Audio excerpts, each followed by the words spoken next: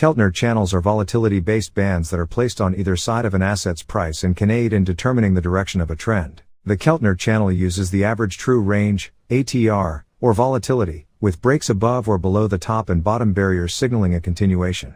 Key takeaways: Keltner channels are volatility-based bands that are placed on either side of an asset's price and can aid in determining the direction of a trend. The exponential moving average, EMA, of a Keltner channel is typically 20 periods, although this can be adjusted if desired. The upper and lower bands are typically set 2 times the average true range, ATR, above and below the EMA, although the multiplier can also be adjusted based on personal preference. Price reaching the upper Keltner channel band is bullish, while reaching the lower band is bearish. The angle of the Keltner channel also aids in identifying the trend direction. The price may also oscillate between the upper and lower Keltner channel bands, which can be interpreted as resistance and support levels. Chester Keltner, in his 1960 book How to Make Money in Commodities, plotted channels as a multiple of daily range, high, low, around a moving average of typical price. Linda Bradford Rash popularized a simplified version, using exponential smoothing and average true range, that is now more widely used. Keltner originally devised the channels for use as a trend-following system, but they may also be used to trade ranging markets, in a similar fashion to Bollinger Bands or price envelopes.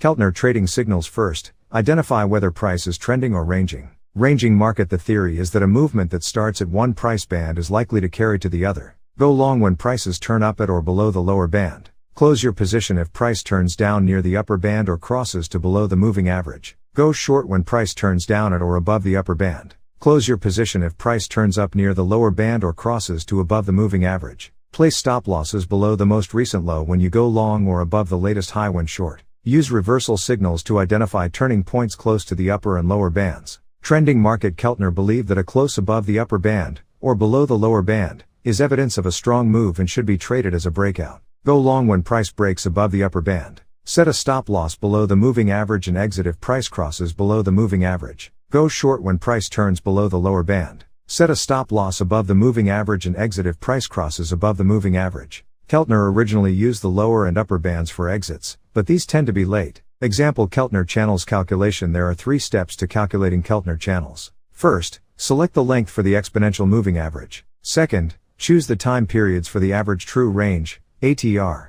Third, choose the multiplier for the average true range. Middle line, 20-day exponential moving average. Upper channel line, 20-day EMA plus, 2x ATR, 10. Lower channel line, 20-day EMA, 2x ATR, 10. The example above is based on the default settings for sharp charts. Because moving averages lag price, a longer moving average will have more lag and a shorter moving average will have less lag. ATR is the basic volatility setting. Short time frames, such as 10, produce a more volatile ATR that fluctuates as 10-period volatility ebbs and flows. Longer time frames, such as 100, smooth these fluctuations to produce a more constant ATR reading. The multiplier has the most effect on the channel width. Simply changing from 2 to 1 will cut channel width in half. Increasing from 2 to 3 will increase channel width by 50%. Here's a chart showing 3 Keltner channels set at 1, 2, and 3 ATRs away from the central moving average. This particular technique has been advocated by Kerry Lavorn for years. The chart above shows the default Keltner channels in red,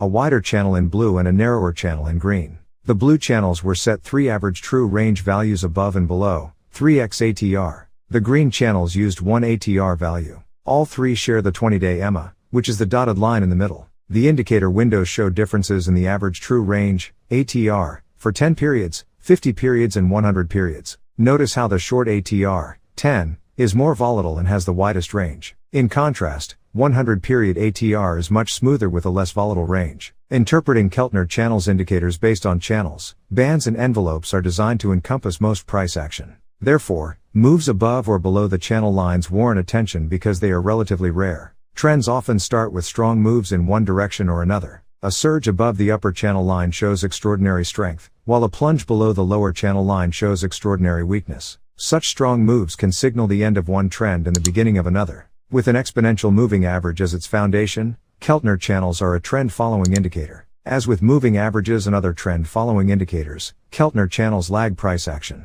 The direction of the moving average dictates the direction of the channel. In general, a downtrend is present when the channel moves lower, while an uptrend exists when the channel moves higher. The trend is flat when the channel moves sideways. A channel upturn and break above the upper trend line can signal the start of an uptrend.